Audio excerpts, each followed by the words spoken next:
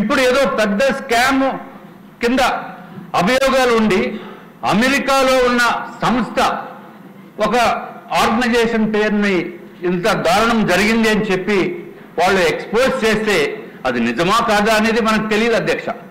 కానీ పేరు మాత్రం జగన్మోహన్ రెడ్డి గారి పేరు వస్తుంది. అసలు జగన్మోహన్ రెడ్డి గారు ఇన్వాల్వ్ అయ్యారా లేదా, ఎందుకంటే ఆయన లేకపోవచ్చు ఇక్కడ.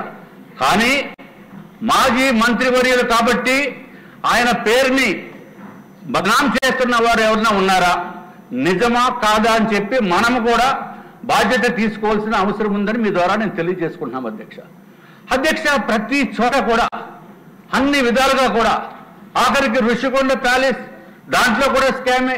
450 కోట్లు అన్నారు, కానీ అది మాత్రం డెఫినెట్గా 150 కోట్లు దాంట్లో స్కామ్ ఉంది అధ్యక్ష.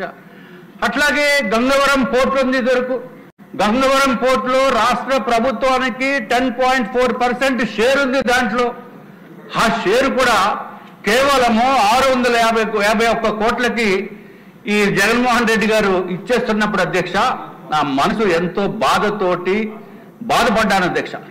ఎందుకంటే ఆ షేర్ వాల్యూ కనీసం 2000 కోట్లు ఉంటుందని చెప్పి ఏ శర్మ గారు రాసిన లెటర్స్ ఇప్పుడు కూడా నాకు గుర్తున్నాయి.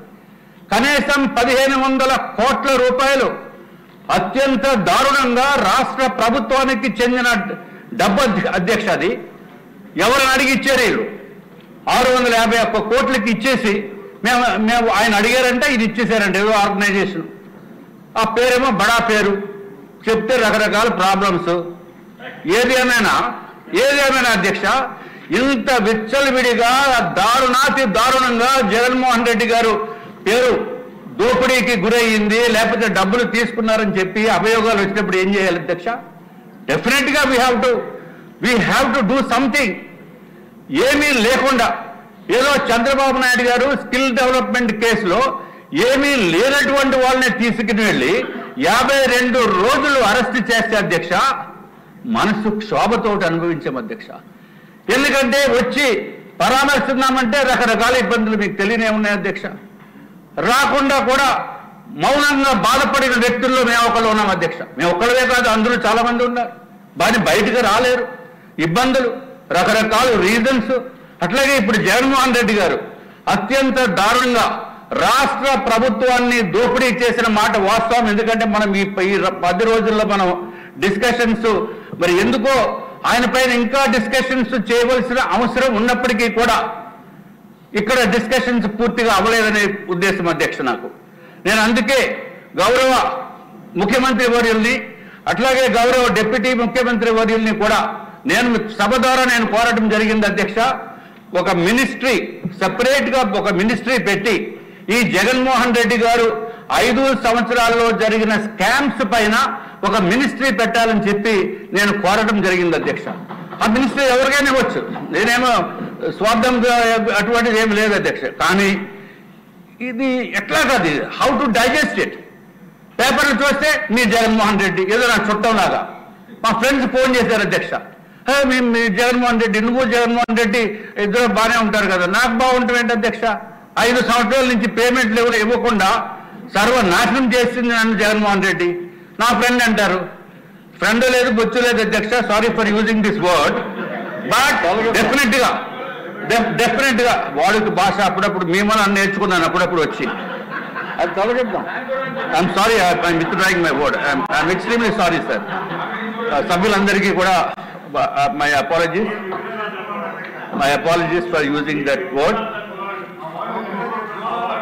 మీరు అంటే అన్నారు, నన్ను ఇన్వాల్వ్ చేయటం అన్యాయం.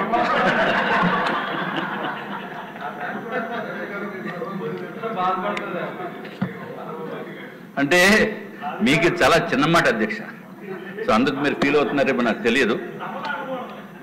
Anyway, I'm sorry, I'm really sorry అధ్యక్ష.